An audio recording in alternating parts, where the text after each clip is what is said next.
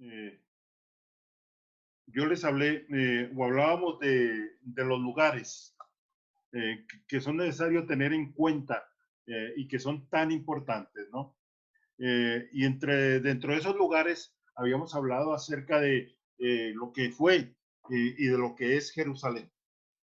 Jerusalén es una ciudad controversial en toda la historia de la humanidad. Jerusalén es el lugar céntrico del monoteísmo. ¿Y por qué es el lugar céntrico del monoteísmo? Porque ahí están en Jerusalén establecidas las tres grandes religiones monoteístas. Está el judaísmo, el islamismo y el cristianismo.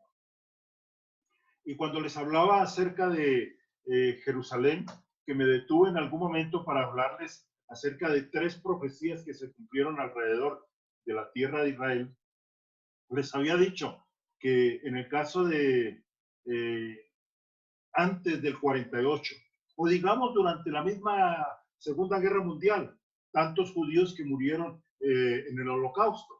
Cuando termina la Segunda Guerra Mundial, el 8 de mayo de 1945, ¿qué es lo que sucede? Que todo el mundo regresa a su nación, todo el mundo regresa a su casa, pero el pueblo judío no tiene a dónde regresar. Y comienza del 45 al 48 una serie de conversaciones para ver qué va a suceder con Israel. Mateo 23, 24 y 25 nos hablan de lo que va a ocurrir en el último tiempo. Y ahí en Mateo, creo que el 24, nos habla de que habían cosas que tenían que suceder, pero para que sucedieran, Israel volvería a ser nación. Y antes de el 48, eso no era una realidad y eso era un imposible. Sin embargo, después de muchas conversaciones, la Liga de Naciones, como se llamaba la ONU en aquel tiempo, ¿qué es lo que hace? Declara la nación de Israel como Estado o declara el pueblo judío como Estado. Hay un interesante detalle que cuando esto se firma en Estados Unidos y el presidente Truman está presente y cuando él va a firmar, ¿qué es lo que sucede? Que él cuando firma dice establecimiento del Estado judío y él pregunta, pero ¿cómo se llama ese Estado judío? Y alguien dice Israel y él tacha Estado judío y coloca Israel y firma. Eso ocurrió el 14 de mayo de 1948. Y eso ocurre a las 6:08 de la tarde.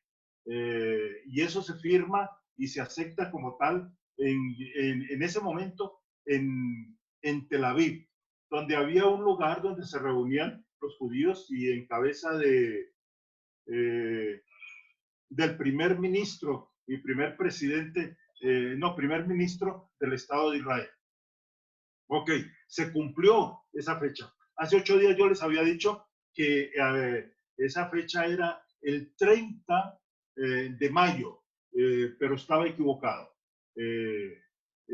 Confundí la fecha. La fecha del establecimiento de Israel como nación y como Estado es 14 de mayo de 1948. En aquel momento, ¿qué es lo que va a suceder? 13 naciones árabes invaden Israel para echarlos al mar, porque el propósito era desaparecerlos. Sin embargo, de una manera especial, no podemos dejar de pensar que Dios estaba presente ahí con ellos. Ellos ganan la primera guerra, que es la denominada Guerra de la Independencia. Y esta sí es el 30 de mayo de 1948. Posteriormente, entonces, habíamos hablado de que Israel debía tener Jerusalén. Israel como Estado tenía o fue construyendo una ciudad nueva en Jerusalén, pero no la Jerusalén antigua.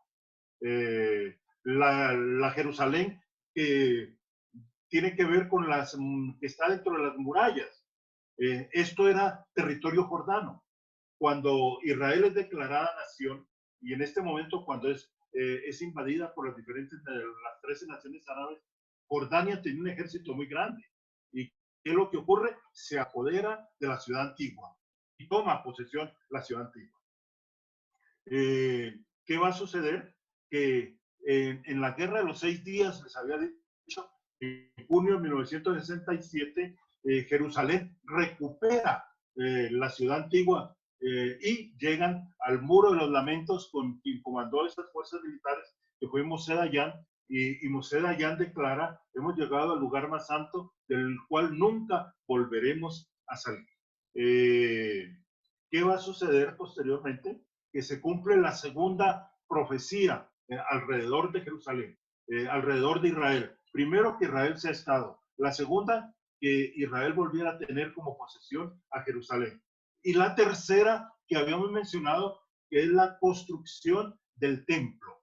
Templo que muchos dicen que está prefabricado y que sería muy poco el tiempo que costaría reedificarlo. Pero ahí hay un gran conflicto, se los había mencionado, y es el hecho de que en el lugar donde debe estar el templo, en este momento está la mezquita de Omar, y está también en la explanada, en un lado, la mezquita del Aqsa. Construir ahí el templo, o reconstruir, o construir el tercer templo, el denominado tercer templo, será una hecatombe mundial y se desataría la tercera guerra mundial. Muchos dicen que la construcción de ese templo, el tercer templo, solo será a cabo cuando haya un gobernante mundial, cuando haya el anticristo. Bueno, eso para cerrar este ciclo, que era importante tener claridad, sobre todo con esa fecha que me había equivocado. Ok, quiero que examinemos un detalle por demás importante, y es el que tiene que ver con la autenticidad. Algo ya les había mencionado, la autenticidad, en este caso, del Nuevo Testamento. Y habíamos dicho que esa autenticidad tiene que ver con dos detalles importantísimos, ¿no? Una parte, perdón, les había mencionado 4 aspectos de esa autenticidad. ¿Y qué podemos decir para entender que este libro, el Nuevo Testamento, es auténtico? Y les había mencionado 4 elementos. ¿Cuáles eran los elementos que les había mencionado? El primero era que hay una confirmación apostólica. El Nuevo Testamento es frecuentemente citado por los apóstoles como también por los padres de la iglesia. Y eso da autenticación. Hay alguien más que se refiere a un escrito que se ha dado. Un segundo elemento del que les había hablado, de esta autenticación, tiene que ver con la enseñanza armoniosa de cada libro. ¿Qué quiero decir con la enseñanza armoniosa? Hay armonía en todo lo que se presenta. No hay ningún libro que rescate o que desentone dentro de los libros presentados, en ninguna manera. En lugar de desentonar, más bien, a pesar de que son libros escritos por diferentes personas y en diferentes lugares, hay una unidad temática en todos ellos. Y es la enseñanza y la presentación en el Nuevo Testamento de Jesús el Mesías. Alguien lo ha dicho acertadamente, y es que en los evangelios Jesús se presenta. En los evangelios Jesús podemos conocerlo, ¿no? En el libro de los Hechos Jesús es predicado, y en las cartas que vienen vamos a ver cómo Jesús es enseñado, y es la doctrina acerca de lo que Jesús vino a hacer.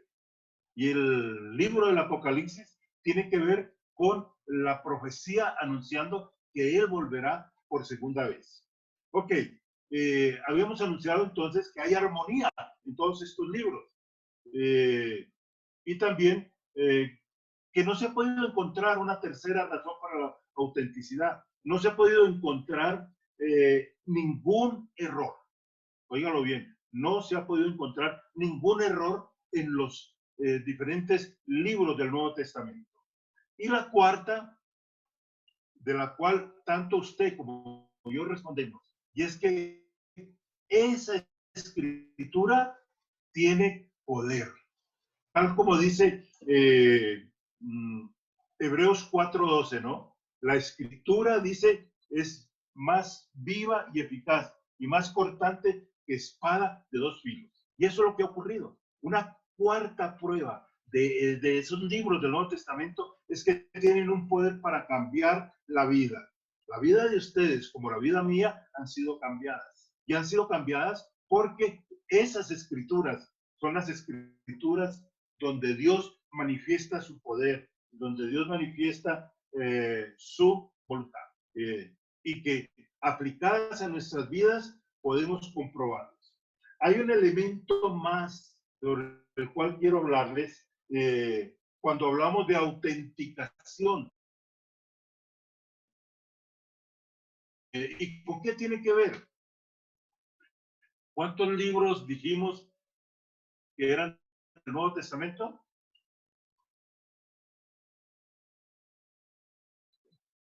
Bueno, 27 libros. Otros 27 libros, exactamente. Elemento por demás importante. Y es que esos 27 libros fueron aprobados ¿por quién? Fue parte de la tarea. ¿Quién fue el primero que los presentó? ¿Sí recuerdan?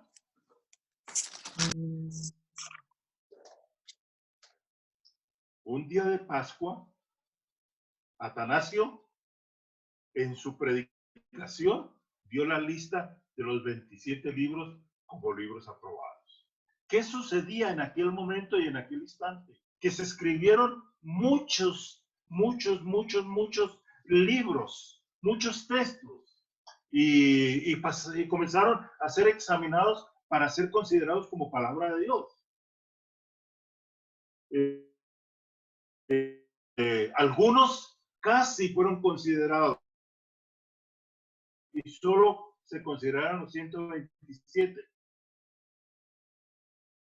Perdón, los 27, no los 127, los 27. Libros que estuvieron casi que en la posibilidad de ser considerados inspirados. El Pastor de Hermas fue uno de ellos. La Didache, o sea, la doctrina de los apóstoles. El Evangelio de Bernabé. Fueron libros que estuvieron cerca. Estos han sido considerados como libros apócrifos. Apócrifos, ¿por qué? No porque no tengan valor, tienen valor, pero lo que sucede es que no cumplieron todas las normas de esa autenticidad y no cumplieron todas las normas del canon para ser aprobados. Después de casi 5 siglos, finalmente sale la lista de los libros inspirados del Nuevo Testamento, que son 27. ¿Recuerdan que parte de la tarea era hacer la clasificación? ¿Cuál es la primera clasificación que decimos? Que los 4 primeros, que son los evangelios, son llamados libros ¿qué? Libros biográficos, ¿no es cierto? Luego viene el libro de los Hechos, que es considerado como un libro histórico. Y luego vienen las cartas, que son las cartas, unas cartas paulinas y las otras cartas que son las cartas universales. Y finalmente viene uno que es profético, es el Apocalipsis. Ok. ¿Cuál es el elemento de autenticidad histórica? Ya que estamos hablando de esta verdad. Yo no me acordaba del nombre y hoy recordándolo y revisando y estudiando un poco, me quité uno de los grandes complejos de culpa que he tenido en mi vida. ¿Y saben cuál fue el gran complejo de culpa? Que yo pensé que el manuscrito de John Rylands, que es el manuscrito más antiguo del Nuevo Testamento, se encontraba en el Museo Británico de Londres. En algún momento Dios me dio la oportunidad, a raíz de las peregrinaciones, 1 o 2 veces, estar en Londres. Y nunca me había perdonado yo, óigalo bien, que no hubiera ido al Museo Británico a visitar este manuscrito, esta joya de la historia, esta joya arqueológica. Pero hoy, y ya lo había leído antes, hoy confirmé que ese manuscrito no está en el Museo Británico. Está en la biblioteca de John Rylands y esta biblioteca está en Manchester. Entonces, imagínense, ya mi problema no va a ser con Londres, sino que me tocará ir hasta Manchester a visitar no solamente este manuscrito de John Rylands, y ya les digo, bueno, tendré la oportunidad de ver al Manchester City y al Manchester United, ¿no? Y los que aman el fútbol saben a qué me refiero. Espero tener esa oportunidad.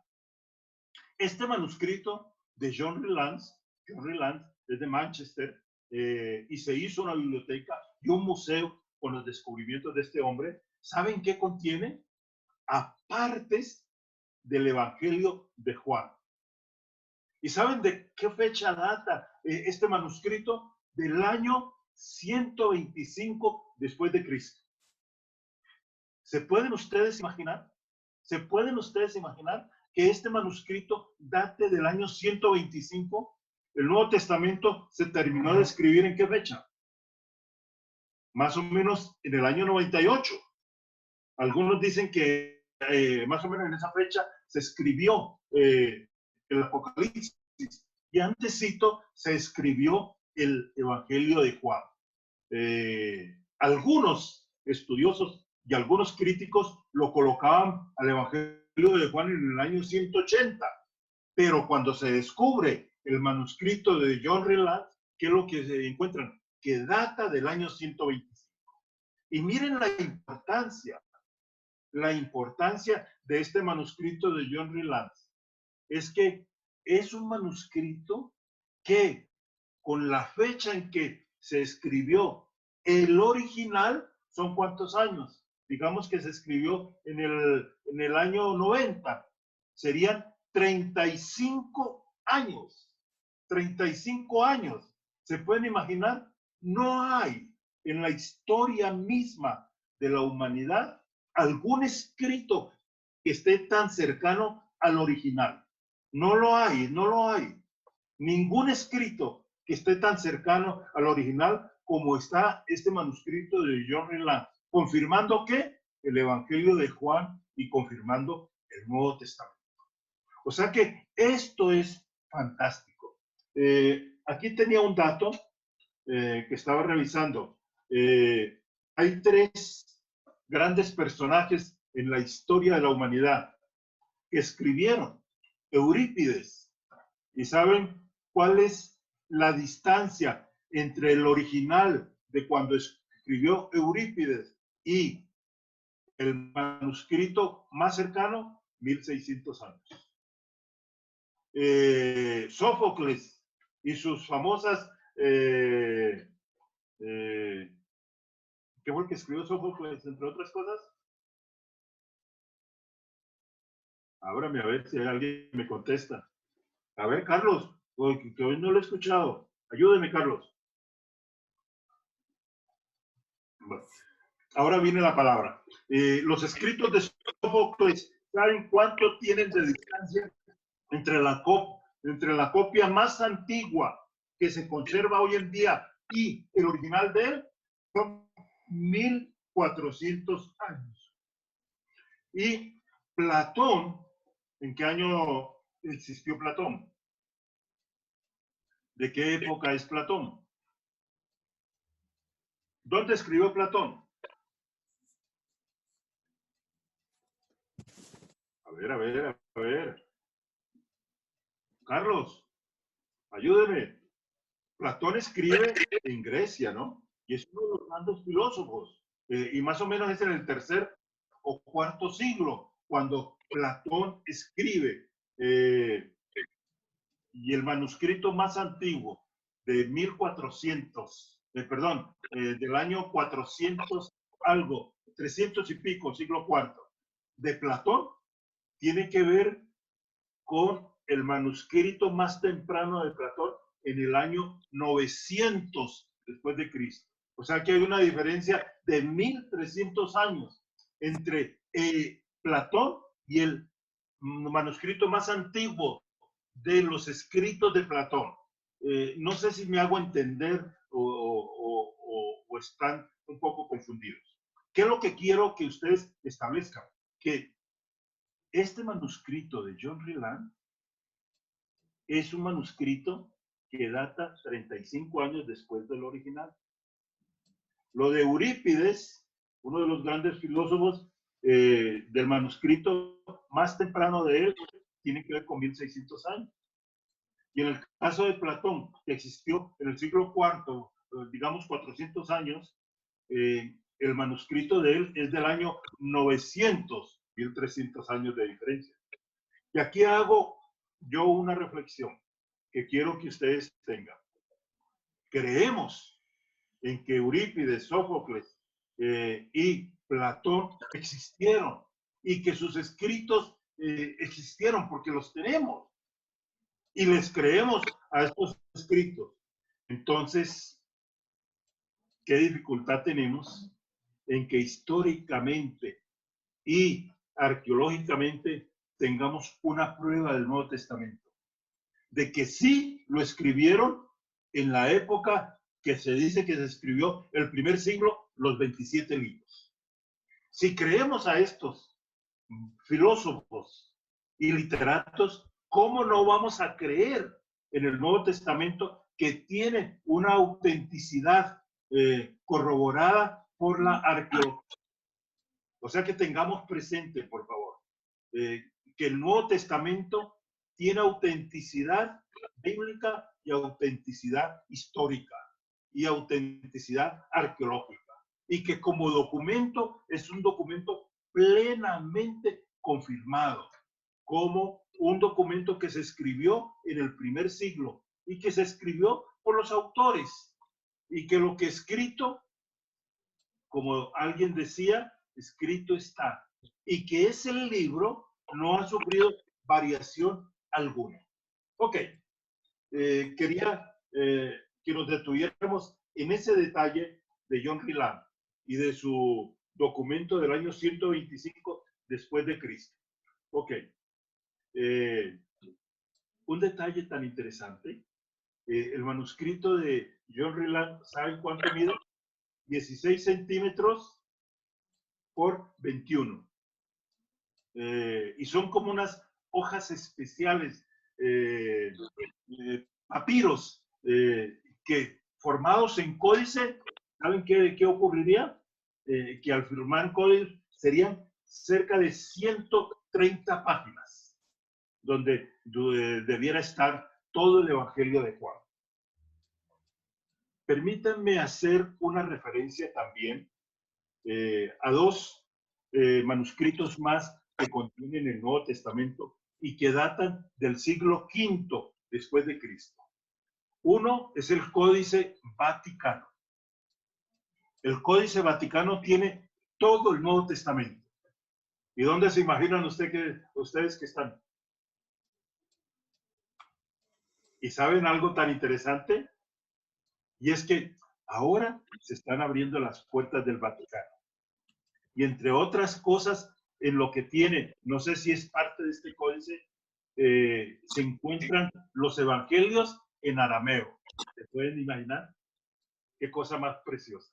Ok. Otro códice que se encontró, este códice vaticano se encontró en Egipto, pero hay otro que es el códice sinaítico. ¿Dónde se encontró el códice sinaítico? Ábrame los micrófonos, Nati, Hugo.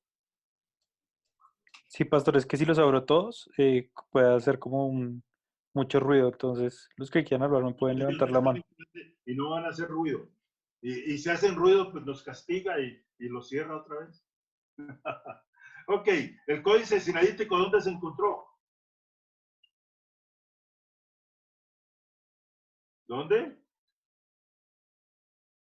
¿Dónde dice Glorita? No le oí. Ya Hugo nos castigó, ¿sí ven? Monte Ok. Sinaí. En el monte Sinaí, exactamente. Es uno de los lugares únicos para visitar. Y uno de los lugares únicos para caminar y para ascender. Tristemente no se puede ir allá. Bueno, y en este tiempo tampoco podremos ir. Y no se puede ir allá porque parece que una facción del ISIS se ha apoderado de ese lugar. Pero en las faldas del monte Sinaí, ¿saben qué hay? Hay un monasterio. Y en ese monasterio se encontró el códice sinaítico. Y fue algo interesante. ¿Saben dónde lo encontraron? Lo encontraron en un bote de basuras. ¿Se pueden imaginar? Alguien curiosamente fue a ver qué había en ese bote de basuras y encontraron tremendo documento, tremendo documento. Estos documentos, códice sinaítico, códice vaticano que contienen todo el Nuevo Testamento, datan del siglo IV y el siglo V después de Cristo. Y el manuscrito de John Renard certifican y autentican arqueológica e históricamente que el Nuevo Testamento es un libro verdadero y que el Nuevo Testamento fue un libro escrito en el primer siglo y que fue escrito para las comunidades cristianas de aquel tiempo. O sea que ténganlo presente. Es muy válido todo lo que estos códices nos hablan y nos dicen. Ok. Quiero, ya que estamos hablando y trabajando sobre este tema, hablar un poco de trasfondo literario y hablarles, ya que estamos hablando, y esta parte pertenece a ese trasfondo literario, hablarles de un documento más, la Septuaginta. A ver, ¿quién me dice qué era la Septuaginta?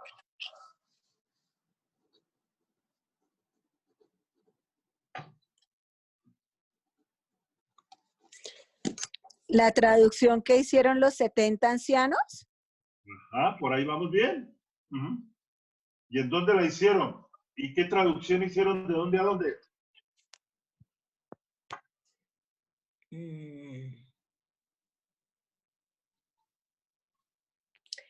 Del hebreo al griego, ¿no? Del hebreo al griego, excelente, Glorita, excelente. Ok, ¿por qué 70 ancianos? Esta es una de las, o uno de los lugares que en las peregrinaciones, habiendo tenido la oportunidad de estar en el Cairo, no fui. Y es uno de mis complejos de culpa. Espero algún día, limpiarme de este complejo. Es Alejandría, que queda como a 80 o 100 kilómetros del Cairo. Y Alejandría es una ciudad que se construye en honor a ¿quién? Alejandro Magno. A Alejandro Magno, el gran conquistador griego. ¿Y saben qué ocurrió? Para darle honor a Alejandro Magno, que amaba tanto la literatura, que amaba tanto la filosofía griega, que había sido enseñado, creo que por Aristóteles o Platón, Aristóteles, y ¿saben qué ocurrió? Que ahí en Alejandría se armó la más grande biblioteca de aquel tiempo. La más grande biblioteca. Entonces comenzaron a llevarse los libros de todos los rincones de la tierra. Algo más por lo que era famosa Alejandría. ¿Sí recuerdan?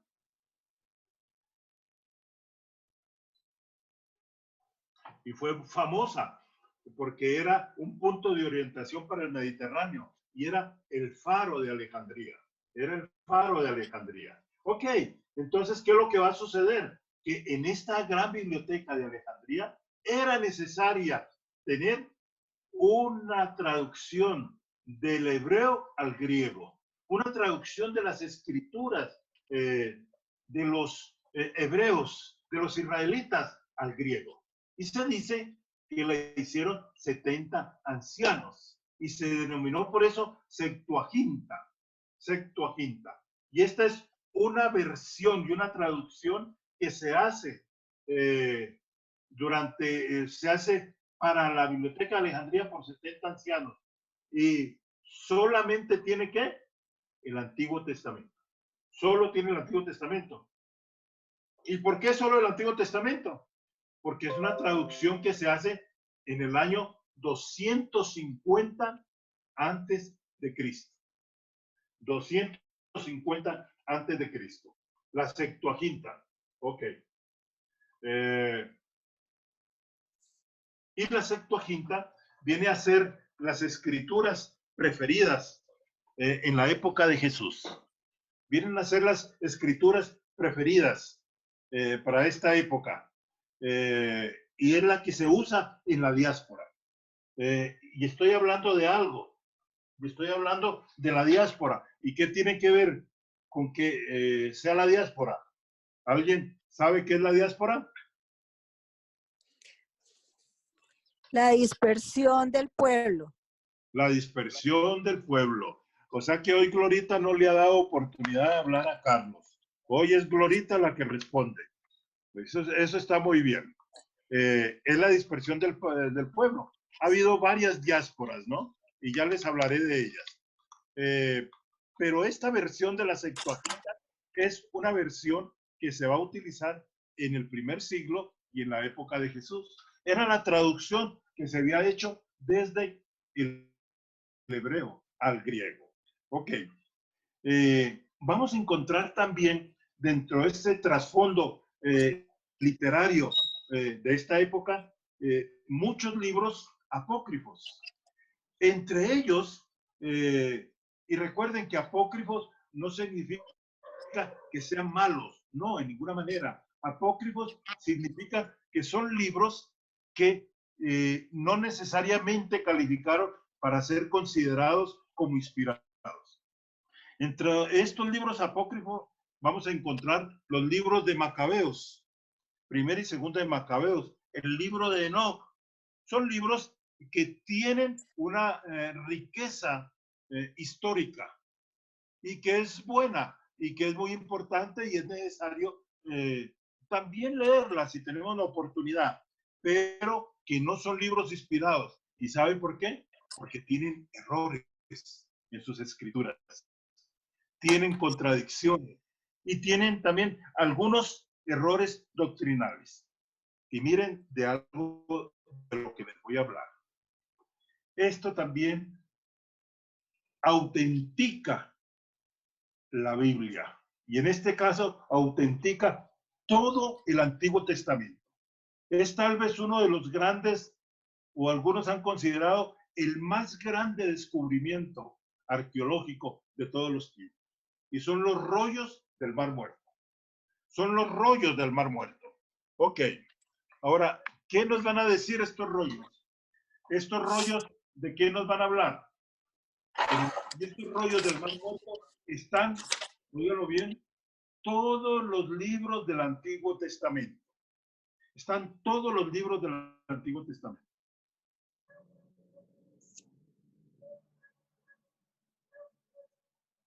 Estos rollos fueron descubiertos por un pastor cerca al Mar Muerto. Y este pastor estaba cuidando sus ovejas, pero en algún momento veía, y eso fue más o menos en el año 47, 1947. Imagínense, un año antes de que Israel fuera nación. Y este pastor, ¿qué era lo que veía? Que sus ovejas iban y se metían a unas cuevas y ahí se quedaban largo rato. ¿Y qué problema para sacarlos? Y la manera como él sacaba a sus ovejas y sus cabras era tirándoles piedras. Y algún día que tiró piedras, él sintió que algo se quebró allá adentro, en esa cueva. Y él dijo, vamos a ver qué es lo que hay allá. Algo se quiebra y las ovejas siempre van allá. Y cuando él llega hasta estas cuevas, ¿qué es lo que va a encontrar? Él va y encuentra una serie de cerámicas donde que eran utilizadas para el agua, y dentro de esas cerámicas estaban todos estos rollos del Mar Muerto. Y ahí se encuentran los códigos de disciplina de este grupo. Y este grupo era un grupo de los esenios. Me imagino que hicieron la tarea e investigaron quiénes eran los grupos que había en esta época. Y uno de ellos eran los esenios. Ellos se habían separado de Jerusalén y se habían venido a vivir al desierto. Y parece que de una de las actividades que ellos desarrollaban era la copia de los libros del Antiguo Testamento. Y su respetabilidad era único, pero también ellos no solamente copiaban los libros del Antiguo Testamento, sino que a los caminantes que iban pasando, un camino que va desde Asia y se cruza ahí en Israel y el desierto para ir al África. Ellos vendían estos manuscritos. Este pastor encuentra todos estos rollos en esta cueva y ¿qué es lo que hace? Él recoge unos cuantos rollos y ¿saben qué va a hacer? Va al bazar árabe a venderlos. Y allá algunos comerciantes se los van comprando. Algunos de esos fueron recortados, porque era mejor vender por pedacitos que vender toda la unidad del rollo, ¿no? Se pueden imaginar el problema y la dificultad que se armó. Cuando Israel es nación en el año 48, ¿qué es lo que va a ocurrir? Que uno de los propósitos fundamentales de Israel es recuperar todos los rollos que hayan podido salir de Israel. Todos los rollos que se hayan podido vender. Y ellos comienzan a viajar y comienzan a hacerle seguimiento a quienes les vendieron y no importó lo que había que pagar, pero se recuperaron en la mayoría. Y en esos libros está todo el Antiguo Testamento. ¿Y por qué Israel estaba interesado en recuperar esos rollos? Porque en esos rollos estaba la historia de ellos cuando Abraham vino a esa tierra y Dios le entregó la tierra que fluye leche y miel. Ahora, miren el elemento que les voy a comentar. El asunto y la importancia no tiene que ver con que date de una época tan antigua. No, en ninguna manera. No es por ello. El asunto tiene que ver con una comparación que hay que establecer. El último libro del Antiguo Testamento se escribió en el año 400, siglo IV, y fue el libro de Malaquías. Cuando se escribe el libro de Malaquías, ¿qué es lo que sucede? Que el Antiguo Testamento, posteriormente, en el siglo II, siglo III de nuestra era, los judíos cierran el canon del Antiguo Testamento. Y ellos dicen, estos son los libros inspirados. Y estos son los libros de nuestras escrituras. O sea que se escribieron en el año 400. Pero ¿qué sucedía? Olvídese por ahora de los rollos del Mar Muerto. La copia más antigua de las escrituras del Antiguo Testamento, ¿de qué año databan? Databan del siglo X después de Cristo. Óigalo, siglo X después de Cristo. El manuscrito, el libro más antiguo del Antiguo Testamento, ¿se había escrito en qué año? Año 400, ¿cierto? Y el manuscrito más antiguo era del siglo X, que era el texto masorético. Y ustedes se pueden imaginar, entre el texto masorético y Malaquías, 400 años antes de Cristo, hay 1400 años. ¿Y qué es lo que sucede? Que la gente decía, si el último libro que se escribió fue en el año 400 y el texto más antiguo, cercano a ese original, son 1400 años, de ahí se ha escrito mucha tierra. ¿Y qué es lo que ha sucedido? Ha pasado mucha agua. ¿Y qué es lo que ha sucedido? Seguro que los copistas han variado su significado. Entonces, ¿cómo podemos confiar en un libro que tenga, es cierto, tanta antigüedad, pero tanta diferencia entre el manuscrito más antiguo y el original? Eso es imposible. Entonces, éramos criticados los cristianos antes del año 48 por ser cristianos ilusos que creíamos en un texto que pudo haber ser variado cuando se copiaba de una a otra copia. Pero ¿qué es lo que sucede con los rollos del Mar Muerto? Cuando se descubren los rollos del Mar Muerto, que son del año 250 antes de Cristo, y ahí está todo el Antiguo Testamento, se van y se comparan, óigalo bien, los rollos del Mar Muerto con este texto del siglo X. ¿Y habían pasado cuántos años? Habían pasado 1250 años. Texto masorético, siglo X, rollos del Mar Muerto, 250 antes de Cristo. 250 antes de Cristo, más 1000 años del texto masorético son 1250. Pero miren la importancia cuando se compara el texto masorético del siglo X con los rollos del Mar Muerto del año 250 antes de Cristo, se encuentran que son exactamente iguales. Son exactamente iguales. Lo que significa que una importancia capital, que la Biblia no había sido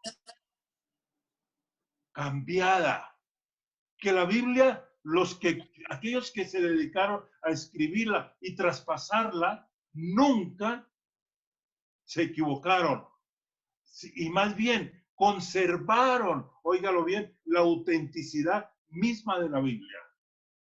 Esto es de capital importancia, porque el Espíritu Santo, que es finalmente quien inspiró a estos hombres, como dice la Biblia, preservó la Biblia como un libro inspirado, como un libro auténtico, como un libro en el cual usted y yo podemos confiar. Un libro que tiene toda nuestra confianza, óigalo bien, un libro en el cual el Espíritu Santo no se equivocó al inspirarlo y en el cual preservó que los hombres, cuando copiaban de un libro a otro, óigalo bien, no se equivocaran, no cometieran error. ¿Cuál es nuestra confianza hoy en día? Nuestra confianza hoy en día es que lo que escribió Isaías es lo que nosotros tenemos hoy en nuestras Biblias. Que lo que escribió Jeremías es lo mismo que nosotros tenemos. Sí, es exactamente igual. Es exactamente igual. Eso da confianza. Eso da tranquilidad de saber que ese libro ha sido conservado, óigalo bien, sin error alguno. Sin error alguno. Ok. Esta es la capital, esta es la importancia capital de los rollos del Mar Muerto. Que al ser comparados los rollos del Mar Muerto con el texto masorético, a pesar de la distancia en años, son exactamente iguales. Bien, hay algunos otros libros de ese trasfondo literario que tienen que ver con libros que se escribieron en esta época. Y uno de ellos es Filón. ¿Quién era Filón? Un filósofo de Alejandría, ¿no? ¿Saben qué fue lo que trató de hacer Filón? Él trató de fusionar el judaísmo con el helenismo. Hay otro escrito por demás importante y son los escritos de Flavio Josefo. Flavio Josefo. Es un historiador secular judío y ese es del siglo I. Es del siglo I. Y él nos dejó mucha información acerca de Israel, de antes y durante y después de Jesucristo. Esos libros son muy importantes. Y uno más que tiene que ver con ese trasfondo literario, y es el que tiene que ver con el Talmud. Es el que tiene que ver con el denominado Talmud. Y es una obra, óigalo bien, que contiene la Mishnah. El Talmud contiene la Mishnah. ¿Y qué es la de la Mishnah?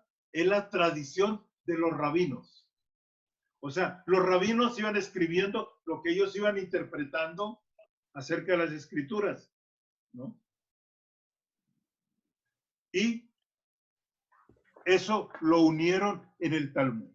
Ok, en esta primera parte, antes de irnos al descanso, a tomar tintico, ¿qué hemos visto? Hemos visto un poco del trasfondo literario de aquella época, muy importante, porque rescatamos la importancia de lo que tiene que ver con los rollos del Mar Muerto y con el manuscrito de John Ryland, los manuscritos que se acercan mayormente a los originales. No hay ningún otro libro que lo discuta. No hay ningún otro libro que lo discuta. Por eso, la fe suya y la fe mía descansan no solamente en que Dios, a través del Espíritu Santo, lo inspiró, sino que la arqueología ha demostrado que ese libro tiene la verdad. ¿Saben por qué podemos confiar en la Biblia como la palabra de Dios? Porque es un libro que ha resistido todos los exámenes y que la arqueología ha comprobado que es un libro auténtico a las épocas en que se escribió. 5 minutos para ir al baño, Elenita, y para que otros tomen tinto. Hemos dicho que Jerusalén es el centro del monoteísmo. Y es el centro del monoteísmo, ¿por qué? Porque ahí descansa la fe en esta ciudad de los islámicos, de los judíos y de los cristianos. El monoteísmo se afirmó como creencia para los judíos, ¿en dónde? En el monte Sinaí, en el encuentro que Moisés tiene con el yo soy. Hasta aquel momento, hasta ese momento, había cierta creencia en un Dios, pero los judíos no lo tenían con certeza y con seguridad que fuera uno solo, porque algunos hablaban del Dios de Abraham, del Dios de Isaac y del Dios de Jacob, y pensaban que eran diferentes. Pero cuando Moisés ve la zarza ardiente y va a investigar por qué esa zarza arde y no se consume, ¿qué es lo que va a encontrar? Que le pregunta y le dice, tú me estás enviando y que yo vaya a liberar a tu pueblo esclavo, pero cuando yo vaya, ¿qué les voy a decir? ¿Qué les voy a comentar? ¿Que quién me envía? Y ahí es cuando dice, dile que yo soy, te envía. Yo soy el que soy. Y esa palabra es la que traduce para nosotros Yahvé, o la que traduce para nosotros Jehová. Y ese yo soy es una palabra que se deriva del hebreo, que significa la plenitud total de todo. El que tiene el poder en todo. Y ahí, entonces, se fortifica lo que tiene que ver con el monoteísmo. Ahí toma esencia mayor el monoteísmo. Hay dos elementos importantísimos que tienen que ver con el monoteísmo. Y es uno, con el Todopoderoso. Dios es el creador de los cielos y de la tierra. La creación proviene de sus manos. Y lo segundo, que es importante, que es fundamental, tiene que ver con la soberanía. El monoteísmo, pudiéramos decir, descansa sobre estas dos grandes verdades: Dios todopoderoso y Dios soberano. No hay ni una hoja de un árbol que se mueva si no es por la voluntad de Dios. No lo hay.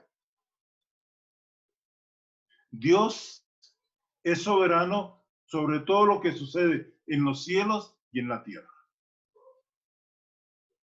Dios es soberano absoluto, porque tiene todo el poder y porque Él es Dios. Dios de dioses, Rey de reyes y soberano sobre todo lo que ha sido creado. Y vale una reflexión aquí en este momento. ¿Y en qué consiste la reflexión?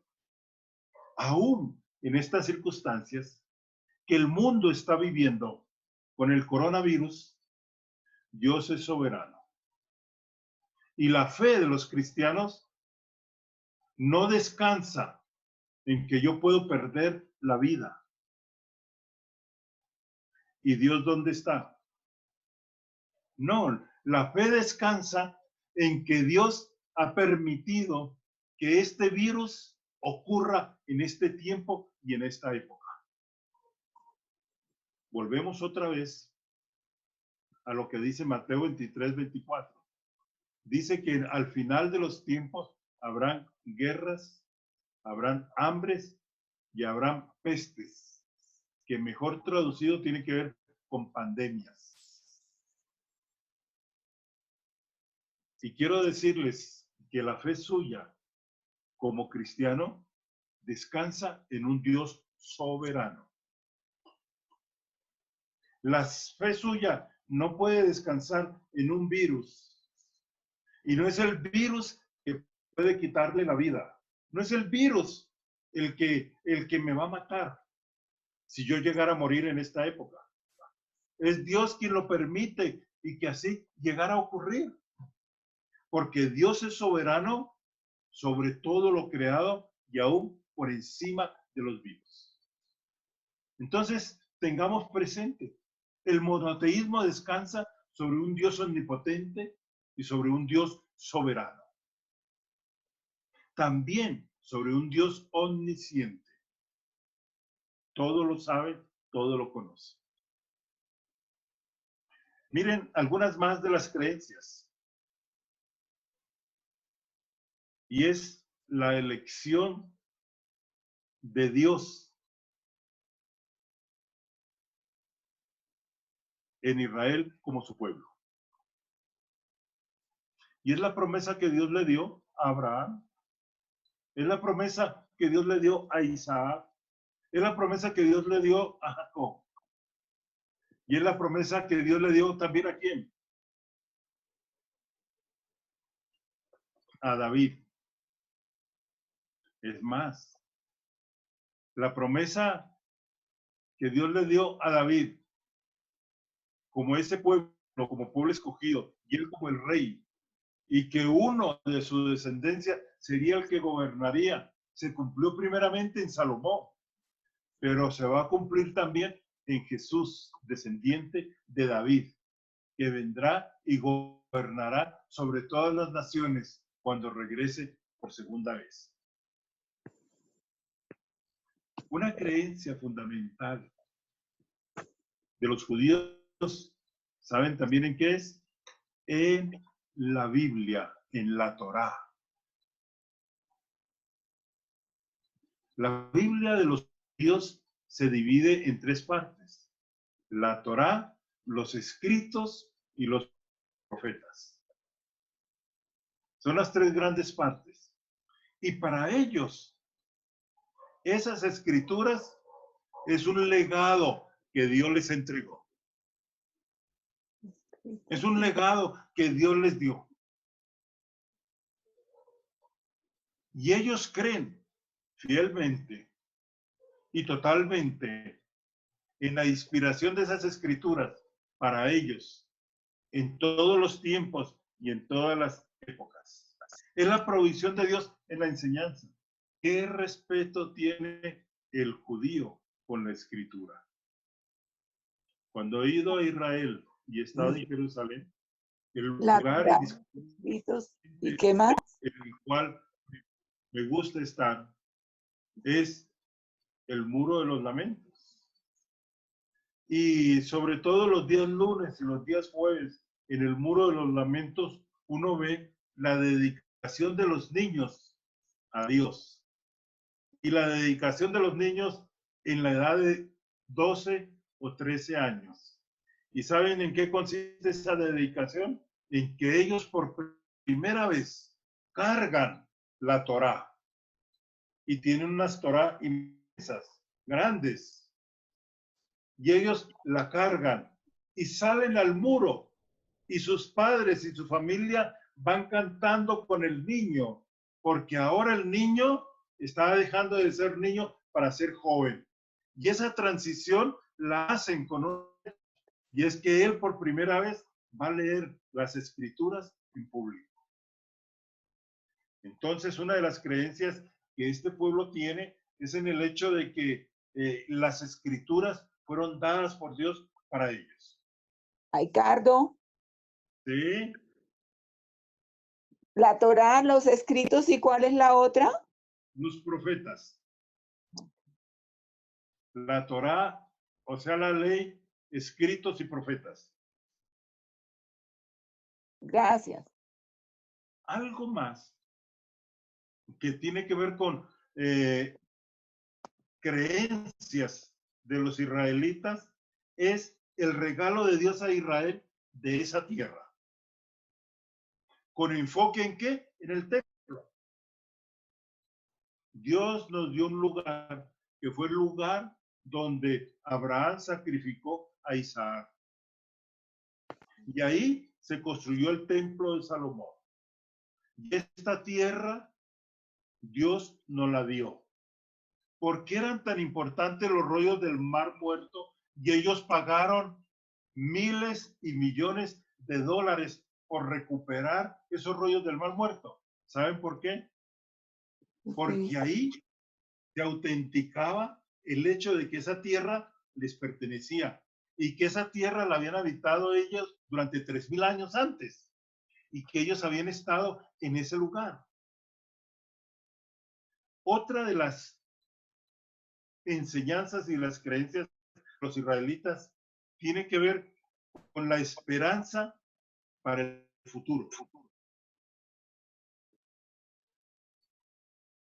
La esperanza para el futuro. ¿Qué quiero decir con la esperanza para el futuro?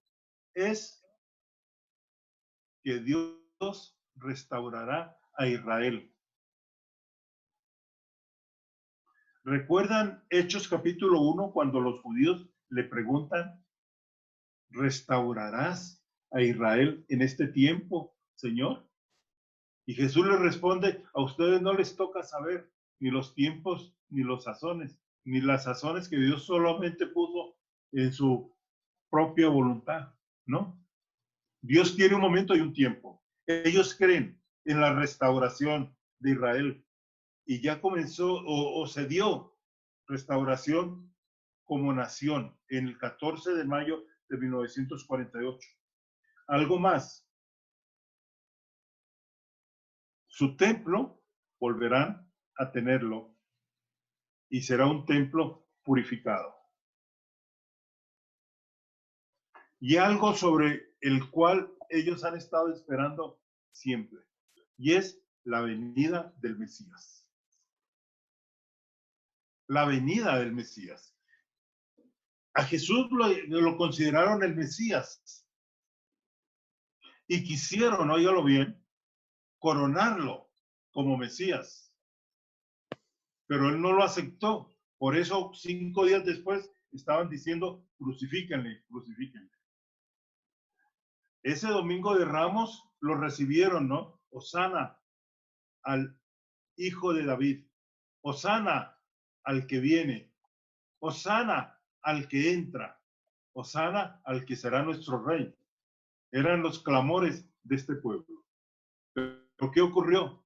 Que Jesús sabía que eso no era el tiempo ni el momento. Y que el primero que iba a ocurrir tenía que ir a la cruz a llevar sus pecados y mis pecados, y los pecados de todos aquellos que le estaban rodeando. Ok.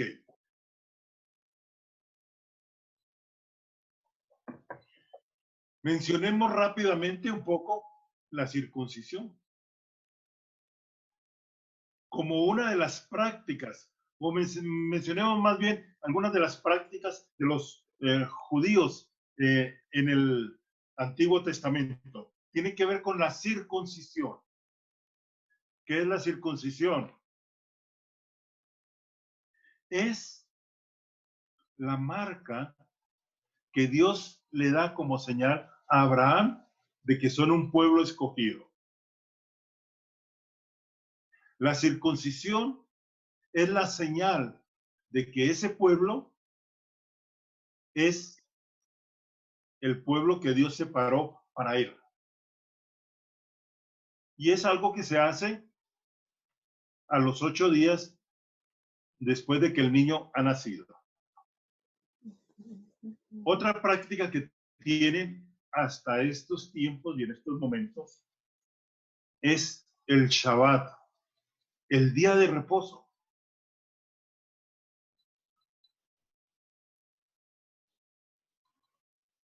Otra práctica es la oración.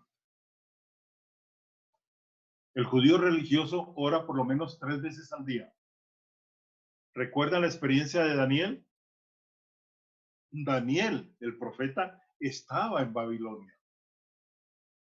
Y la manera como lo hicieron apresar era de que él 3 veces al día oraba y abría las ventanas.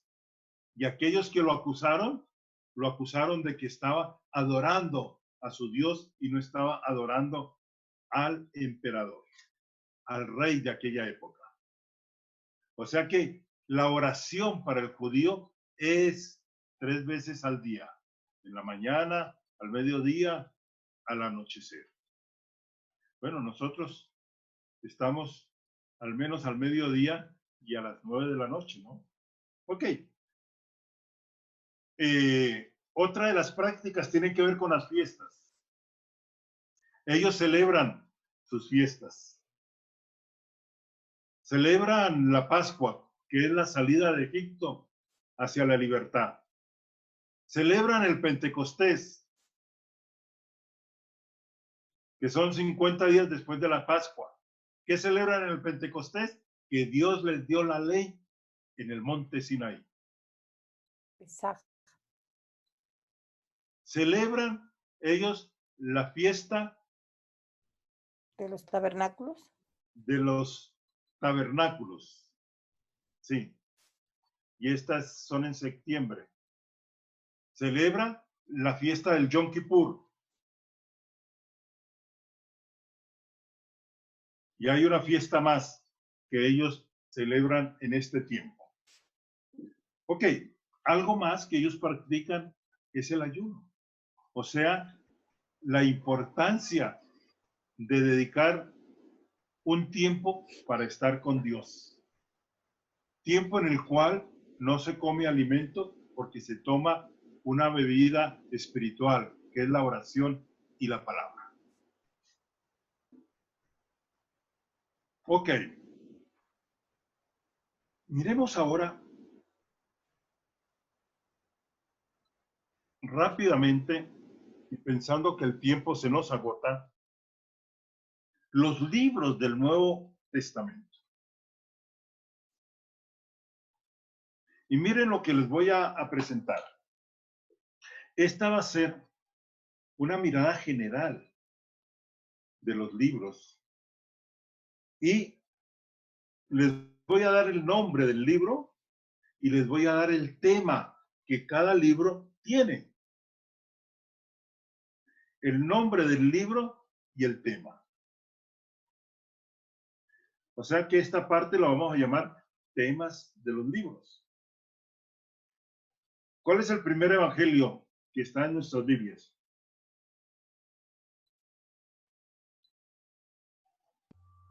Es Mateo. Mateo. Sí. Mateo. ¿Cuál es el tema de Mateo? Jesús es rey. Rey. Jesús es rey. Ok. ¿Cuál es el tema del Evangelio de Marcos? Jesús como siervo. Jesús como siervo. Lucas, como hijo de Dios. El Evangelio de Lucas, escrito hombre. por el médico Lucas. ¿A quién le Lucas. escribió Lucas? Teófilo. Él le Mateo. escribió a Teófilo, ¿no? Y le escribió tanto Lucas como el libro de los Hechos. Lucas, ¿cuál es el tema? Jesús, Como Como hijo de Dios. hombre y maestro. Hombre y hijo. Y maestro.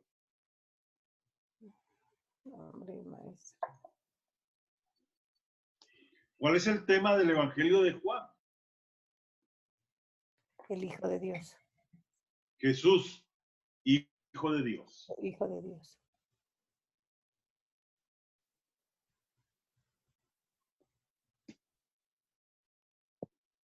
Luego viene el libro de los Hechos. Hechos de los apóstoles. Denominado Hechos de los Apóstoles. Pero algunos han dicho es mejor Hechos del Espíritu Santo. ¿Y cuál es el tema? El tema del libro de los Hechos es el nacimiento y crecimiento de la iglesia. Nacimiento, ¿Cómo, crecimiento pastor? de la iglesia. ¿Cómo? De hecho, Hechos de los Apóstoles, ¿cuál es? Hechos de los Apóstoles. Nacimiento y crecimiento de la iglesia.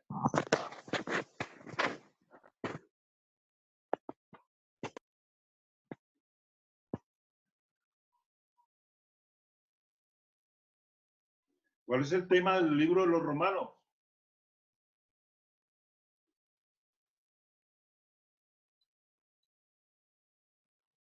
La justicia de Dios. La justificación por la fe.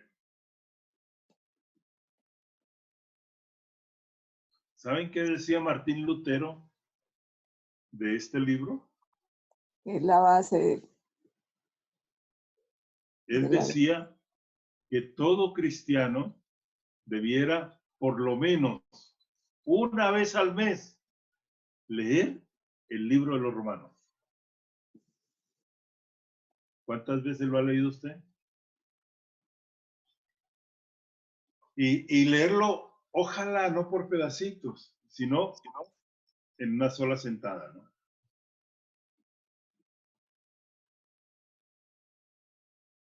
¿Cuál es el tema de Primera de Corintios? El tema de la primera carta a los Corintios es corrección, disciplina de la iglesia de Corinto.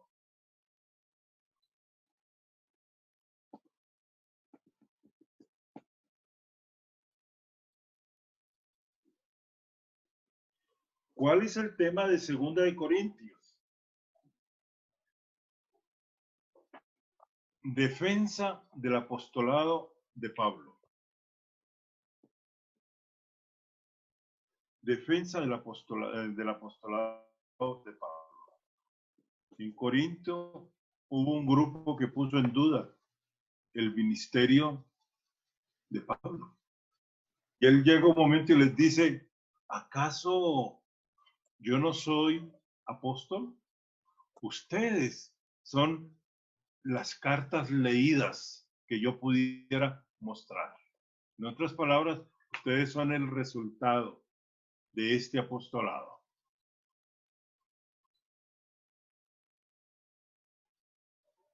¿Cuál es el tema de la carta a los Gálatas? Gálatas, justicia y libertad por la fe.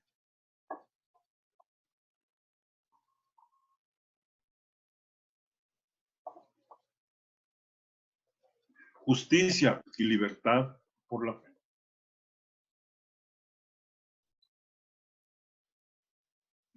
Alguien acertadamente ha dicho que los Gálatas es el borrador de la carta a los romanos. Y es cierto, ¿no? ¿Por qué es el borrador? Porque la carta a los Gálatas casi que podríamos decir está ampliada en la carta a los romanos. Gálatas se amplía en Romanos.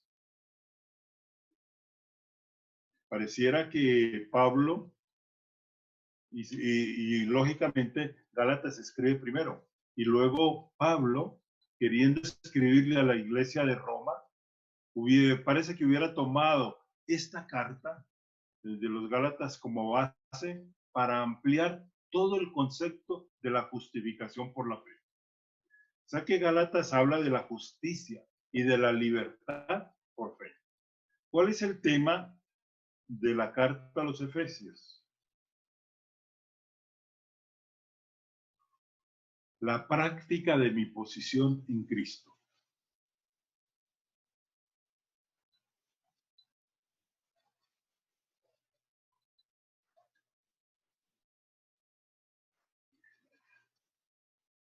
¿Saben por qué fracasan muchos cristianos? ¿Saben por qué muchas veces fracasamos? Porque nos olvidamos quiénes somos. Olvidamos cuál es nuestra herencia. Olvidamos que tenemos una posición en Cristo. Y no, óigalo bien, la hacemos real en nuestra experiencia. Lo que yo soy en Cristo, lo presenta Efesios, lo tengo que hacerlo real en mi vida diaria. Hay algo interesante en la carta a los Efesios. Y es que es la única carta, óigalo bien, que no responde a preguntas, que no responde a correcciones, que no responde a divisiones que hubiera en la iglesia en aquel tiempo. O sea, no tiene que ver con respuestas a situaciones que se estuvieran presentando en las iglesias primitivas, ¿no? Esta carta sencillamente tiene que ver con que Pablo escribió a la iglesia de Éfeso para que los cristianos de Éfeso supieran cuál era su posición en Cristo. Y fue una carta rotativa, que no solamente fue para la iglesia de Éfeso, sino para todas las comunidades alrededor de Éfeso.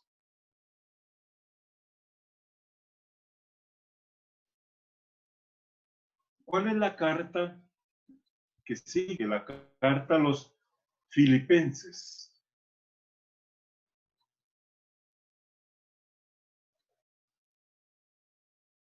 Y la carta a los Filipenses, su tema tiene que ver, gozaos en el Señor, gozaos siempre. O sea, una unidad gozosa en el Evangelio. Es el tema de esta carta. Luego viene Colosenses.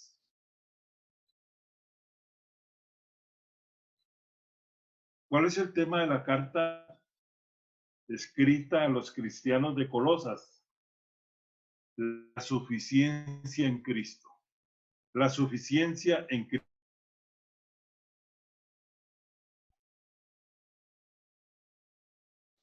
Perdón, pastor, se le escucha entrecortado. No, y la de Colosenses.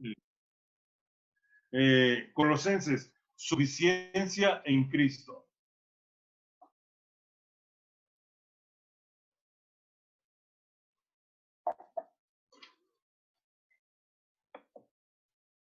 Gracias.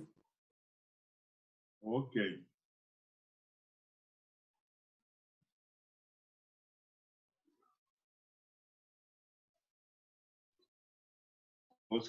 Oscar se nos fue y nos dejó la foto del CIBE. ¿Cuál es el tema de Primera de Tesalonicenses? Ya lo vimos. David Santiago nos dio un tema acerca de esta carta y es el crecimiento de una iglesia modelo. El crecimiento de una iglesia modelo. Se dice que este es el primer documento que se escribe y es escrito por Pablo a la iglesia de Tesalónica. Él había pasado por Tesalónica y luego había descendido hacia Grecia y estaba en Corinto. Y habían algunos problemas que era necesario aclarar. Y entonces él escribe desde Grecia esta carta para los de tesalonicenses. La segunda carta a los tesalonicenses. ¿Cuál es el tema? Trabajen mientras esperan el regreso del Señor.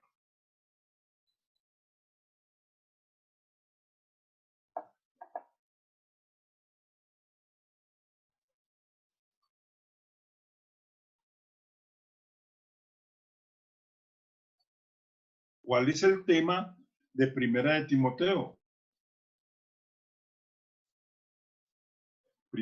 El tema de Primera de Timoteo es el manual del pastor.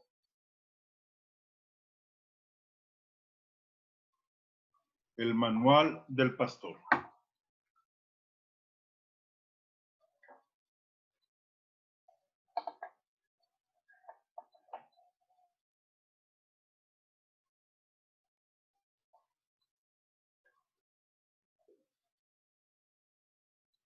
Segunda de Timoteo, ¿cuál es el tema?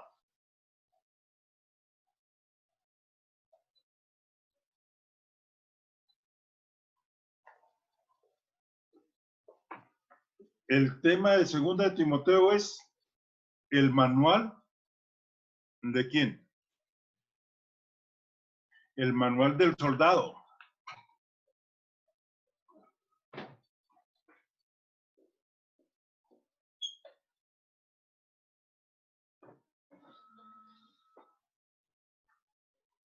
El manual del soldado.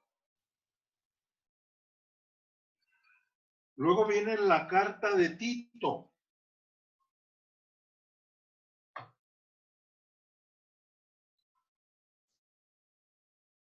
El tema de la carta de Tito, adornando la doctrina.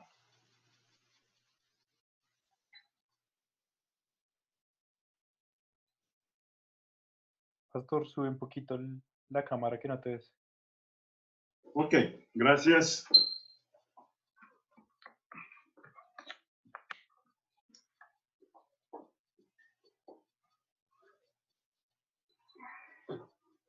Ahí estoy mejor. Sí, súper, pastor. Ok, gracias. ¿Cuál es el tema de Tito? Entonces, adornando la doctrina. Y el tema de Filemón. ¿Qué carta más? ¿El perdón? Filemón. Perdón.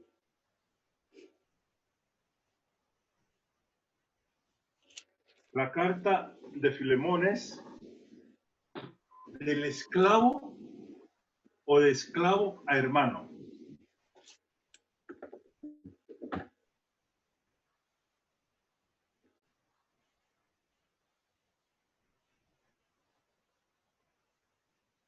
La carta de Hebreos, tremenda carta.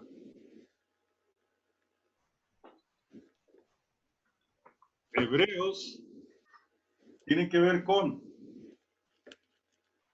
la superioridad de Cristo. La superioridad de Cristo. Sí, 852.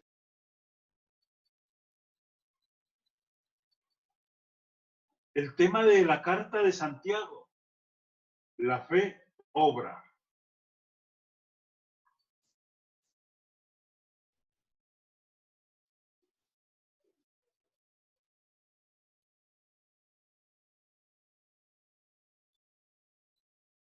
¿Cuál es el tema de la carta, la primera carta de Pedro? esperen durante la persecución.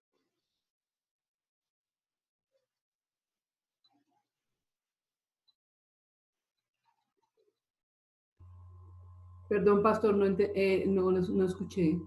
Esperen durante la persecución. O sea, esperar durante la persecución. El tema de la segunda de Pedro, ¿cuál es? Tremendo este tema de segunda de Pedro. El conocimiento descubre lo falso.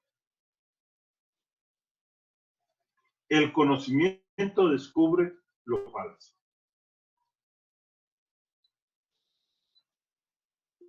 Y permítanme hacer aquí un paréntesis. Hoy en día recibimos una cantidad de información acerca del coronavirus. ¿Y saben qué dicen? Que el 80% es ¿qué? No es cierto, no es cierto. Y toda la información que a veces se tiene de tanta información nos pone con los nervios en punta. ¿Y qué será de mí, no? ¿Y qué me irá a ocurrir? Y ya hemos visto que hemos creído en un Dios soberano, un Dios que tiene en su mano nuestra vida. Por eso cuando hablamos que el conocimiento descubre lo falso, es bueno que usted se interese por conocer de dónde son las fuentes de aquello que usted va a comunicar o comunica. Y si son fuentes verdaderas, ¿no? Hechos 17:11 dice, escudriñando cada día las escrituras para ver si esas cosas que había enseñado Pablo y Bernabé eran ciertas. Ok, segunda de Pedro, conocimiento descubre lo falso. Y vamos terminando para que oremos. Van a ser las 9. Primera de Juan, pruebas de la vida eterna.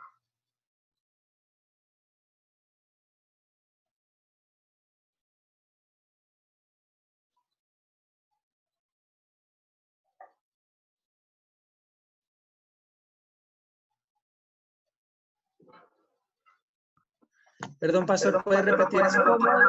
Sí, por favor. Primera de Juan, pruebas de la vida eterna. Ricardo, por favor, Filemón, no me quedó claro. Filemón, de esclavo a hermano. Ajá. Pastor, Colosenses. Colosenses. Suficiencia en Cristo. Segunda de Juan.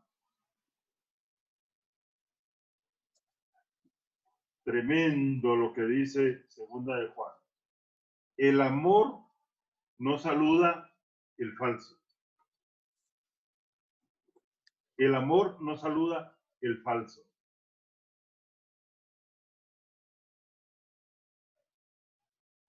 Tercera de Juan.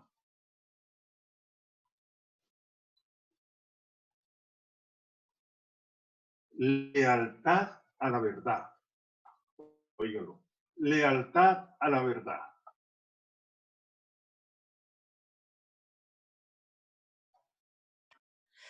Disculpe, Ricardo, ¿el amor no saluda al falso o no saluda en falso? No entendí. No saluda el falso. O al falso ¿El también. falso? Sí, sí, al falso. ¿Al falso? Sí, sí, sí.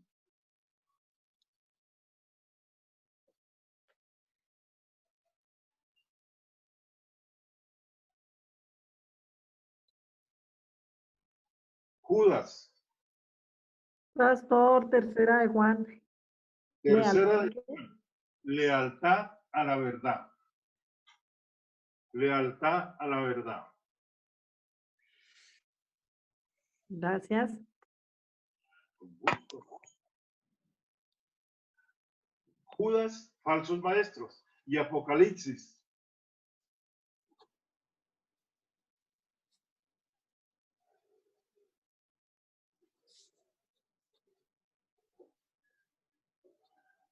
Algunos titulan el Apocalipsis como el final y el regreso del Mesías.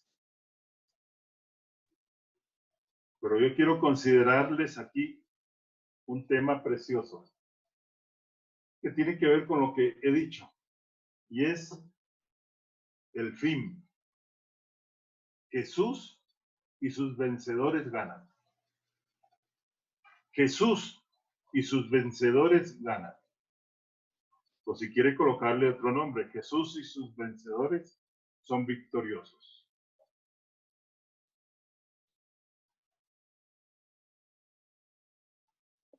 Pastor, no escucho bien lo de Colosenses. ¿Cristo qué?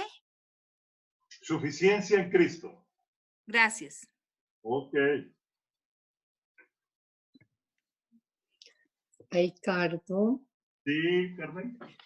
por favor, digamos, estos nombres o estos temas, ¿quién los ha dado o quién los puso? O porque ahorita que, por ejemplo, tú, digamos, nos das uno nuevo para Apocalipsis, ¿cómo puede decir uno? ¿Son los doctores de la ley o son los profetas o quién?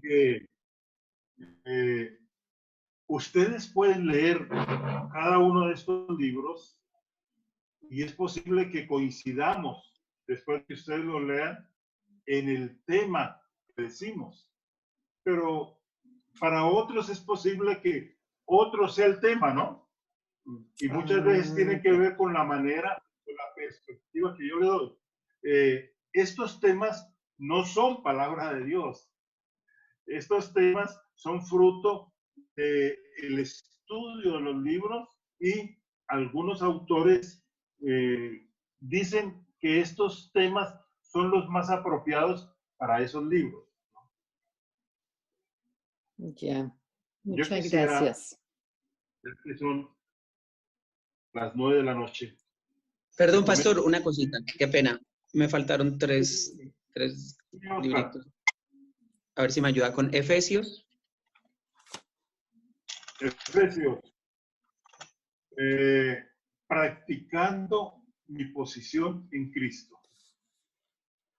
Practicando mi posición en Cristo. O la Ok. práctica de la posición en Cristo. De mi De posición mi en Cristo. posición en Cristo. Ajá. Primera de Timoteo. Primera de Timoteo. El manual del pastor. El manual del pastor. El manual del pastor. Y Judas. Judas. Falsos maestros. Falsos maestros. Judas. Falsos. Falsos maestros. Muchas gracias. Ok, ok. ¿Cuál va a ser la tarea antes de que oremos? Esta tarea va a ser más sencilla. Eso. Ahora, el propósito de las tareas, ¿cuál es? El propósito de las tareas es que usted investigue y que usted, óigalo bien, pueda aprender más. O sea que el que investiga aprenderá más. Sí. Ese es el único propósito de las tareas. Ahora, para la próxima semana, escoja un evangelio y léalo. Escoja un evangelio y léalo. Si es posible, pensando en esta cuarentena, léalo en 2 o 3 sentadas. O sea, léalo de corrido, ¿no? Léalo de corrido. Seguramente que va a haber cosas que no entienda. No se preocupe, siga. Y tal vez coloque un subrayado ahí para luego preguntar. O sea que la tarea para la próxima semana es leer uno de los 4 evangelios. Y la segunda parte de la tarea, ¿cuál va a ser? ¿Qué me ha enseñado Dios hasta ahora? Escríbalo. ¿Qué me ha enseñado Dios en este estudio del panorama de la Biblia?